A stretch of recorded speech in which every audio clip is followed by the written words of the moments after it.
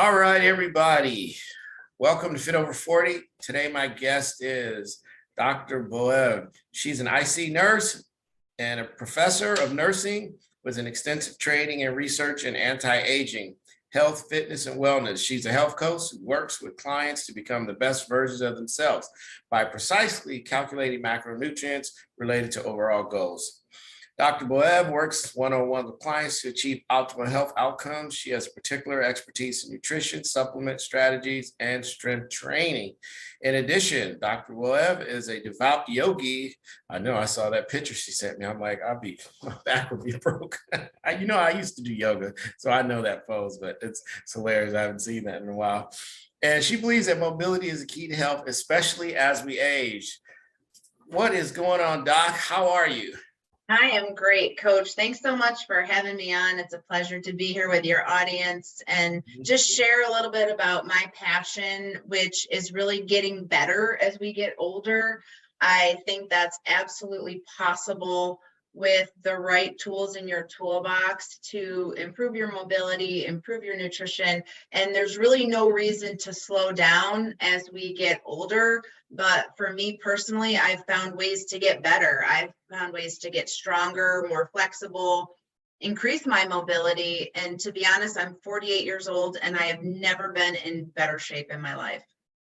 That's awesome. So give us a little more background. How did you get into all this? So I've always been into the health and fitness space. I'm a nurse. I've always been very interested in how do I optimize health. And as I got older, what I noticed was with myself and my colleagues and my friends, things got more difficult, right? We couldn't eat whatever we wanted and go to the gym and work it off. And so I started doing research to better understand, okay, how can we fuel our body so that we can maintain a decent amount of muscle mass? As you know, as you get older, you lose muscle mass. As your muscle mass goes down, your bones get weaker. When your bones get weaker, they can break, and then you're going to end up in a hospital bed. So I really wanted to figure out what is the best way to manage your nutrition and your mobility, especially as you get into your 30s and your 40s and your 50s, so that you can have a good physique, so you can feel good wearing a bikini, and that you don't deal with a lot of the things that come with aging that tend to slow us down. And for me in particular, my goal is I want to live into my hundreds. 120 is my real kind of like, if I could be 120 and still practice yoga and still have my mobility, then I'm going to be a happy person. And I really feel like if you implement some of these just very basic strategies, it's possible for all of us to do that. What do you feel like some challenges people have right now? What are the challenges you feel like people have?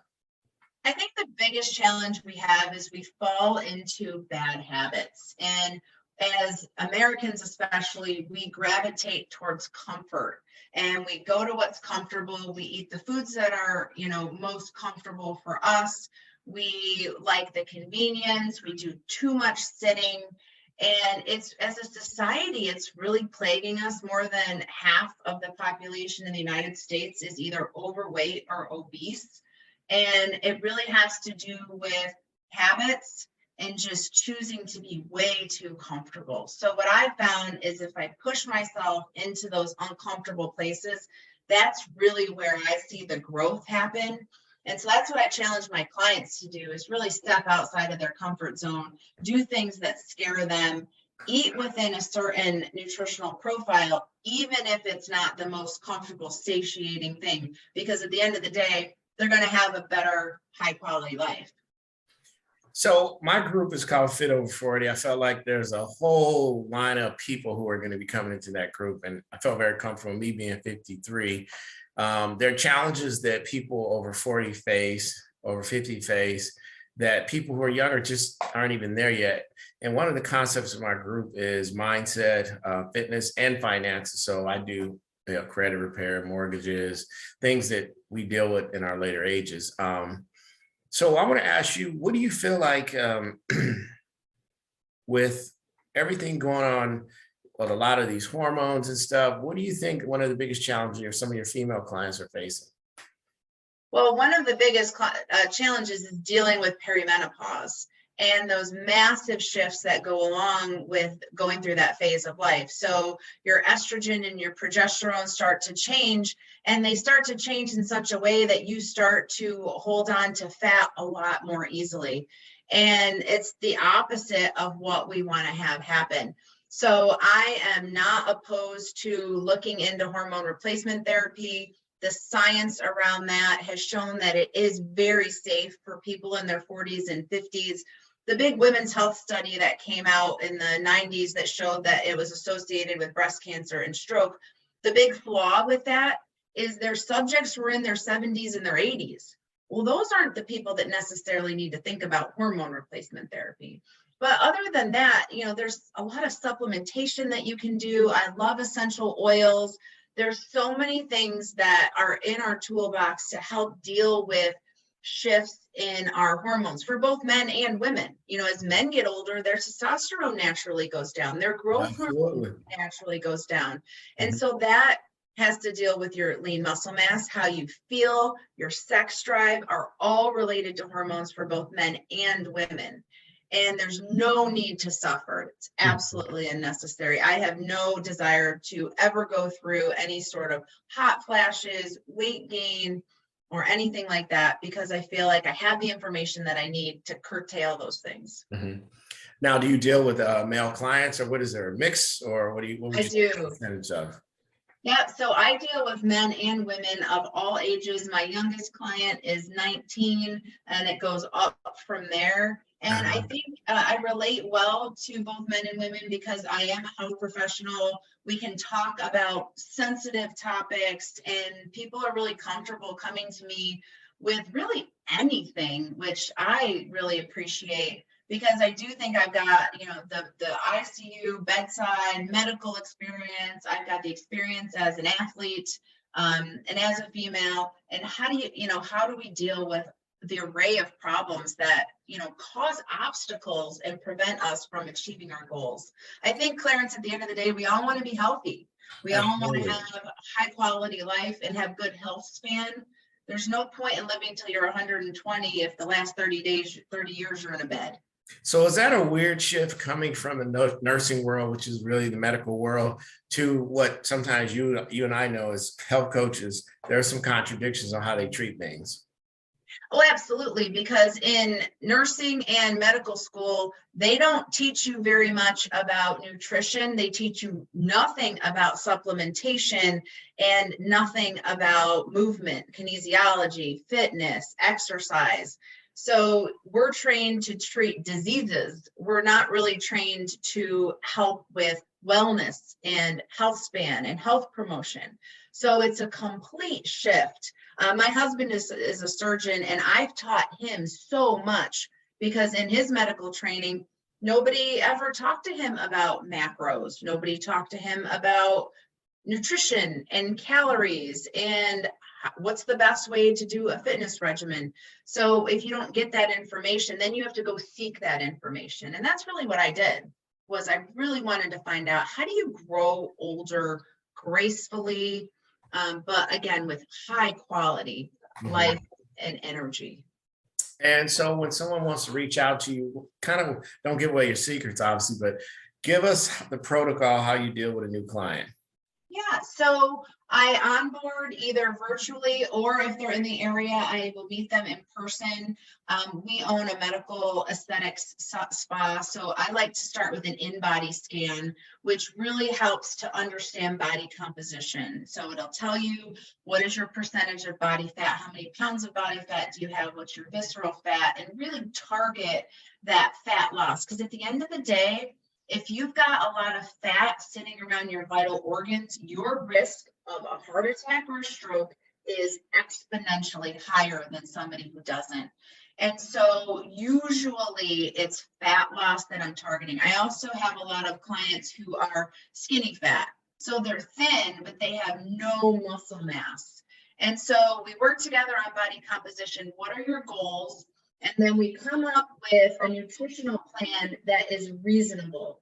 So my goal is not to put somebody on a 6-month program, have them lose a bunch of weight and then go back to their old self, because that doesn't make any sense. Like, Yeah. how can we create a sustainable nutritional plan that's going to fuel your body for the long term?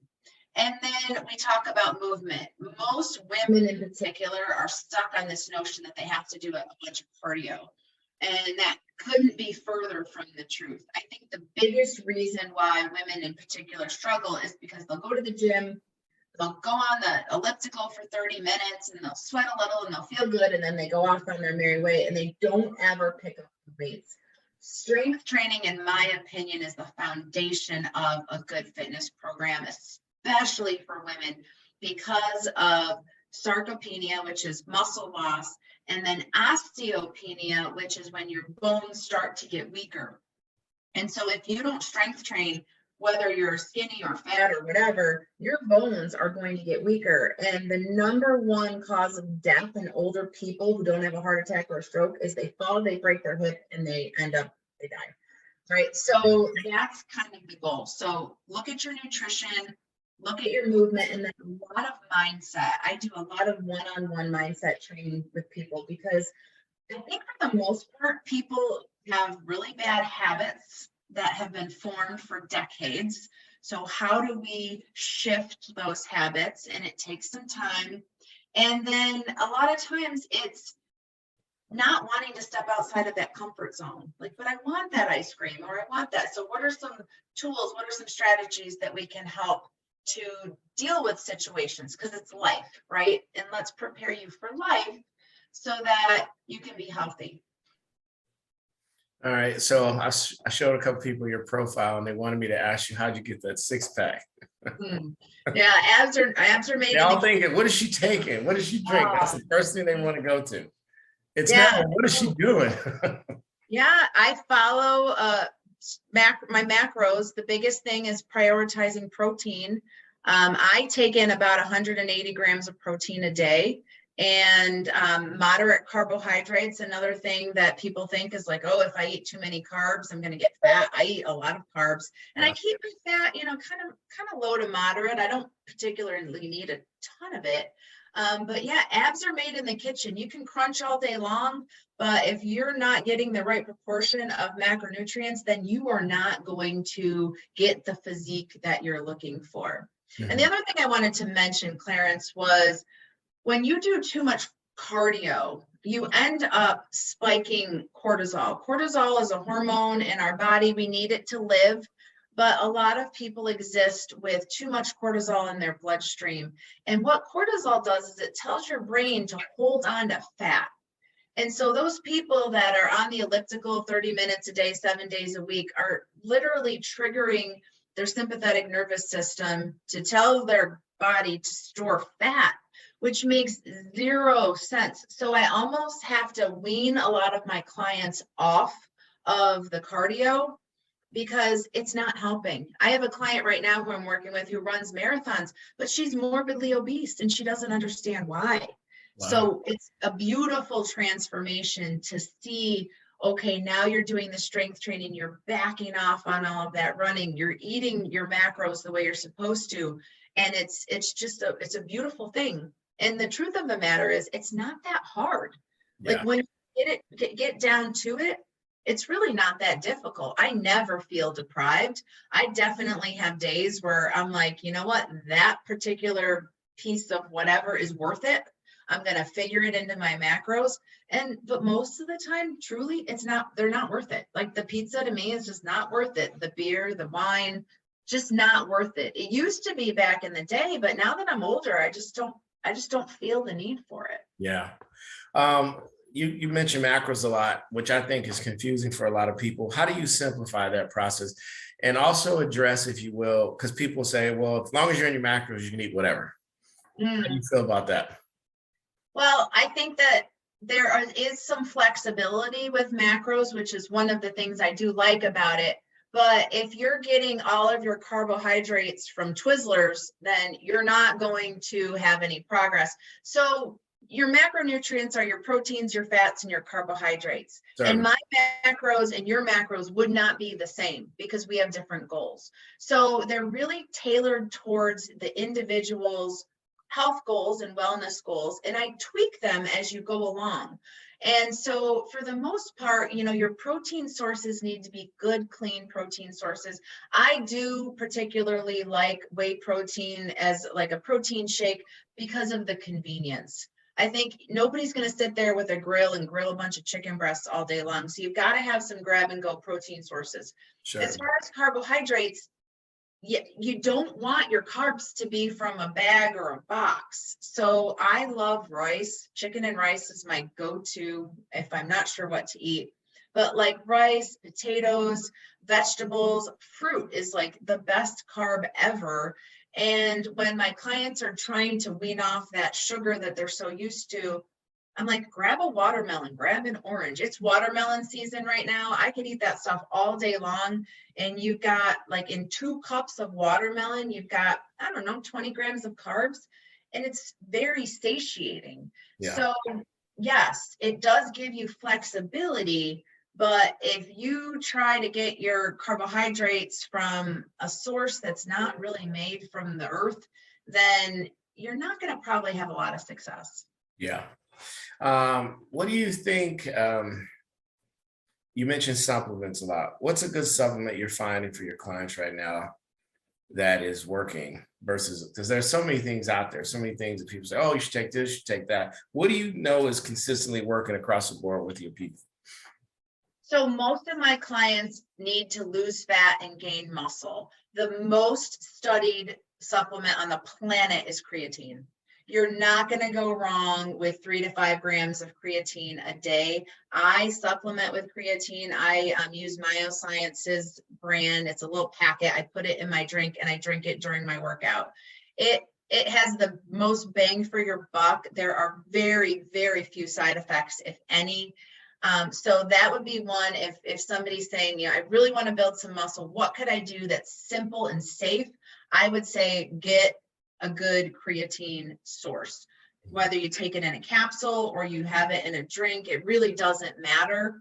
But I like to take it during my workout. And then the other thing I like to do is immediately within 30 minutes of finishing my workout, I like to supplement with my protein source. So about 30 grams of whey protein within 30 minutes of finishing my workout is my regimen. And the reason being, as you know, when you work out, you're breaking your muscle down. Well, in order to have appropriate protein synthesis, you've got to have that protein source ready to go to help build those muscles back up. And so for me, it's like, just do it within 30 minutes. There's good science behind that. And then you won't forget, because that's the other thing. We're all super busy. We've got multiple competing responsibilities. So just have your protein there. The other supplement that I take every single night religiously is magnesium. I am a huge proponent of magnesium. It helps with calm down your central nervous system. It helps you go to the bathroom. There are so many benefits. It helps with bone health. It's very inexpensive. And so I take magnesium every single night. And if I had to only choose one supplement that I could only have for the rest of my life, it would be magnesium. It's just a wonder supplement for so many reasons. But you could go down a rabbit hole and end up with a closet of 50 different supplements, and you have no idea if any of them really do anything. So, you got to figure out what works for you. You've got to be smart. You've got to be reasonable, and don't fall for gimmicks. There's no fat burner pill. There's no magic weight loss medication. You really just do need to put the time and the effort and the good discipline into your regimen. That's really it. Yeah. So in my case, I typically have, I have men and women who are, I would say the average age is about 50 on up. And they don't want to be, the men don't want to be like big hawks, big giant bodybuilders. And the women obviously don't want to be big. How do you address that with people who say, listen, that looks great. That's not for me. I don't want to get on stage. I just want to be able to chase my kids around, lift things up and not have pain. How do you address your strength training? Because you brought that up. Yeah, I would tell people it's really hard to bulk up. The people that do that, they spend a lot of time in the gym. They're doing really heavy weights, low reps. So the majority of my clients, I do a higher rep type of format with a moderate weight, and then we do a lot of drop sets. So I'll have them do like a set of 20 at like, I don't know, 50 pounds, and then drop that weight in half and then do 10 more. So we're really working on lengthening the muscles, but you do need to build as well. So I would tell those over 50 that are worried about, bulking up too much, that it would be really difficult to do that without some very purposeful training. And I'm not a bodybuilder. I don't want to be a bodybuilder. I just want to be strong and healthy. And I think most people, have that goal. Like, I want to be strong. I want to be healthy. I want to be able to roll around on the floor with my grandkids. I want to, be able to do all of those things. And I don't ever want to be burdened by some sort of injury or comorbidity that's not going to allow me to do those things. So, oh, go ahead. I'm sorry. Yeah, no, that's, that was really it. But I have an 18-year-old son. We go to the gym together. If you look at my Instagram, there's a lot of videos of both of us working out.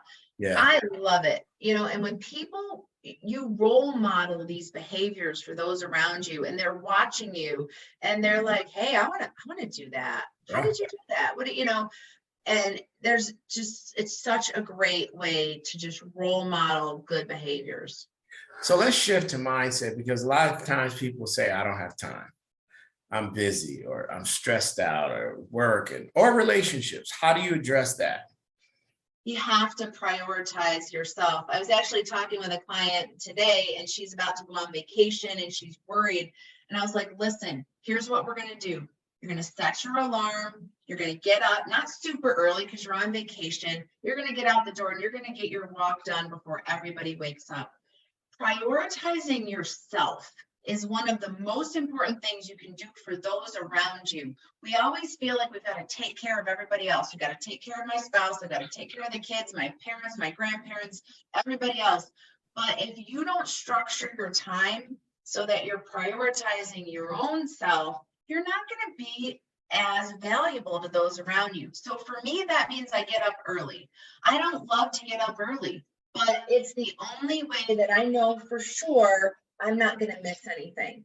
So I'm usually up around 5. Some people are up at like 3 a.m. That's not me. Maybe we can talk about sleep in a minute, because I think sleep is absolutely going to. But I get up around 5. I'm super efficient with my time. I know what I'm going to do. I have my clothes set out and I'm off and running and I get it done. But if you wait, and it just doesn't happen. Yeah. And the other part of it too is habits and discipline. You have got to develop habits that are so tight and so aligned with your purpose that it's not negotiable that I'm not going to do what I'm supposed to do. Like, my 2 non-negotiables, regardless of what's going on, is I'm going to hit my macros and I'm going to get at least 1 workout in every day. Every day. Those are not negotiable, whether I go for a walk or whether I lift weights or go to yoga, doesn't matter. Those things are going to happen. And I have the support of my husband and my kids. They know, like, oh yeah, let mom go do her thing. She's a better person after she's done with that. All right, let's talk about sleep. All right, sleep is important. A lot of people don't get sleep. How do you coach people to get more sleep? Because they're not just going to start getting 8 hours. I mean, there's a whole lifestyle shift that usually has to come into play. Clarence, sleep is probably, of like all of the things, the mobility, the nutrition, the mindset, sleep is the most important. And you've got to start with getting on a good sleep schedule. And that means you go to bed at the same time every night and you wake up at the same time every morning, even on the weekends. And I can be guilty of this. Like, on Saturdays, I'm like, well, I don't have to get up. But your circadian rhythms, your, being outside, getting sunlight, all of those things dictate your sleep cycle. Most of us do not sleep well because we're overstimulated. So a couple of suggestions that I would have, apart from trying to get onto a consistent sleep schedule, is really get rid of the electronics and the screens within 2 hours of bedtime. So read an actual book or put your the blue light thing on your phone so that you're not getting that stimulus to your brain, because your brain thinks it's supposed to be busy when we're trying to calm it down. Mhm. I have amber light bulbs in my bedroom because the LED lights are just toxic if you're trying to get your brain to calm down. Some other things: keep your room cool, keep a fan on, and I like melatonin. Some people don't like it, but if you're having trouble, having a melatonin isn't going to hurt. Caffeine, if you're sensitive to caffeine, be really mindful. Like if it's after 12 o'clock p.m., I'm done with caffeine because I know that it stays in my system. Some people can have coffee before they go to bed and they're fine. That's Um, crazy. Track your sleep. I use an Aura ring that I track my sleep with, and it helps me to understand what are some things that may have contributed to a good night's sleep versus a bad night's sleep. And then thinking about ways to just shut your brain down. A lot of us don't get to sleep because we just can't turn our brain off. We're thinking about all the things that we have to do. And so some of the ways to do that are doing some good deep breathing, meditation. I love essential oils. Lavender is the magic, right? When you're trying to settle down and get to bed. But really getting into, they call it sleep hygiene, getting that good night's sleep. It is absolutely priceless. And it's probably one of the hardest things that we do. I struggle with it. I think most people really do struggle with getting proper sleep, high quality sleep. The other thing that happens while you're asleep that most people don't realize is we have this cleansing process that happens in our brain, and it's called the glymphatic system.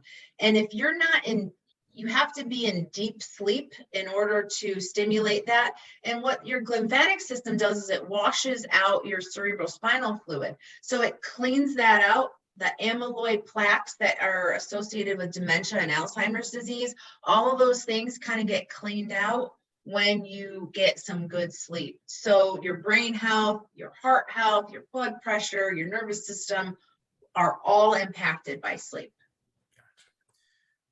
So when I first started training, there were things I did that worked really well for me. And I would take that into my training protocols with other people. And there was a shift as I was going on that everything doesn't work for everything. But one of the things that I found that works for about 95% of the population is just simple walking, because a lot of people say, I just don't know what to do. Or we know this, there's some people who really just can't do things, maybe because their weight, their joint issues are really bad. So what are some things, or no, what do you think of walking? The 10,000 steps. I'm big on that. I've seen the data just doesn't lie. People really can make improvements by that. Not that alone, but obviously a part of the regimen. Yeah, so I'm a big proponent of walking. I typically go for a walk at least once a day. And there's a lot of good science around what they call zone 2 training. Yes. So zone 2 is, for me, it's like your heart rate is around 120s, 115s. And what you find in zone 2 training is it's your most efficient caloric burner where you're not stimulating that cortisol. So I am a huge proponent of walking. I love to walk and listen to podcasts. I listened to your podcast on my last walk. And oh boy, I'm going on this guy's show. I had to figure out what we're going to talk about, right? And it's just a great way to get outside, to be in community with nature, and there's no need to torture yourself with running. You really just don't need, and talk about like being difficult on your joints, your knees, your hips. Some people can run and that's great for them, but the majority of us humans, we did not evolve to run unless we were being chased by a lion. Yeah. So we're really like, walking is just as good as running, in my opinion. All right. So let's talk a little bit about your family. I like to do the FORWARD acronym. Tell us a little about your family.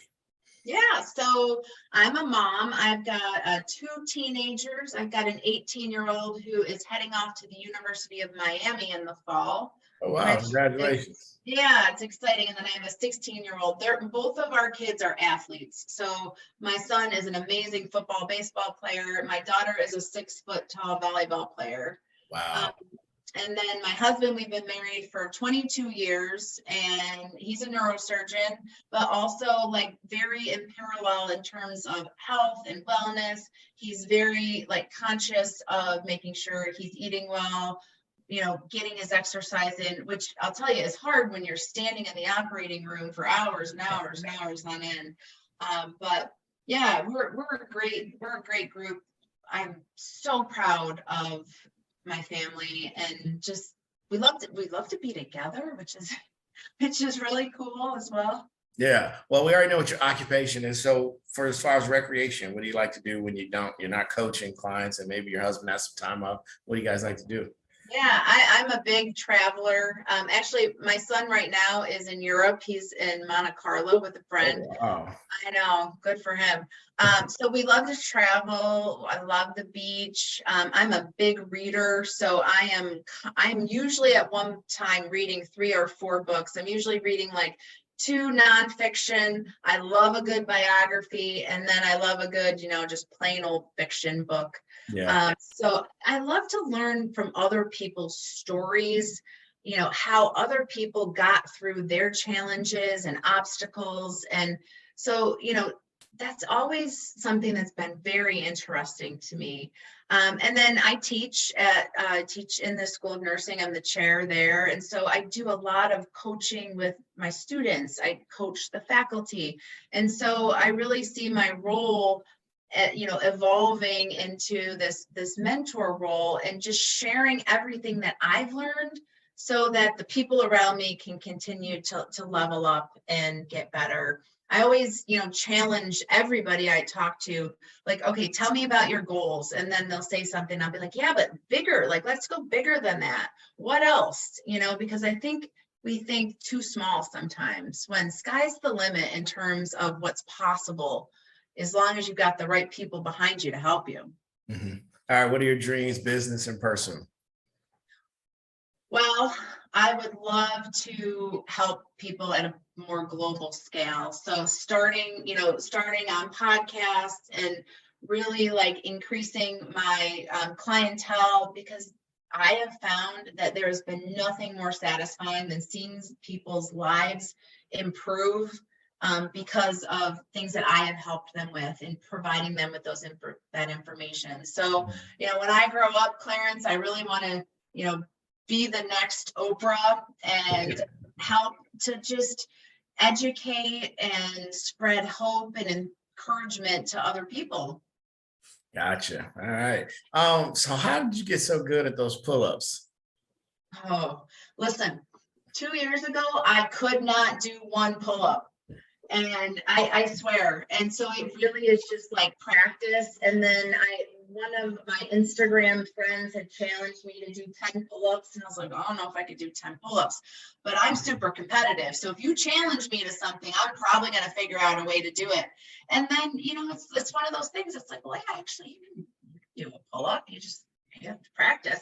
And it does help if you're not too heavy, because then you got to pull up, right? So keeping your weight in check makes it easier to get all that, that body mass up there. All right. So awesome. So where can people find you, follow you, and maybe book a consultation? Yeah, I would love that. So you can just follow me on Instagram at Dr. Christine Boev.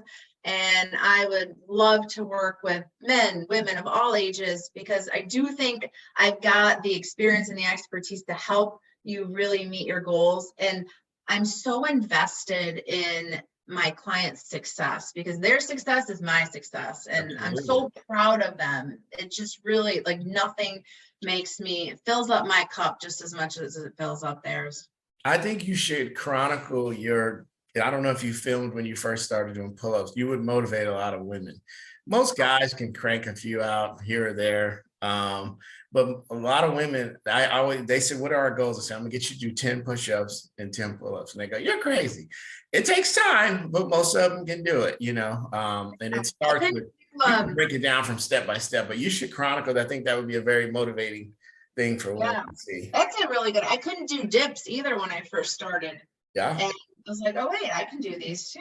So yeah, Yeah, there's a lot of speaking of that, that's kind of I mean, you've been in this business for a while. A lot of times women don't focus on their upper body. They're focused on their hips, their legs, or men, gotta have our upper bodies, and sometimes they neglect their legs.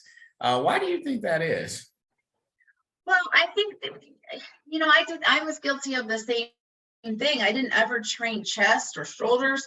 And you've got to have a balanced physique. Like if you've got strong legs and maybe a little bit of core, but your back is weak and your arms are kind of flabby, then that's not going to be a good look overall.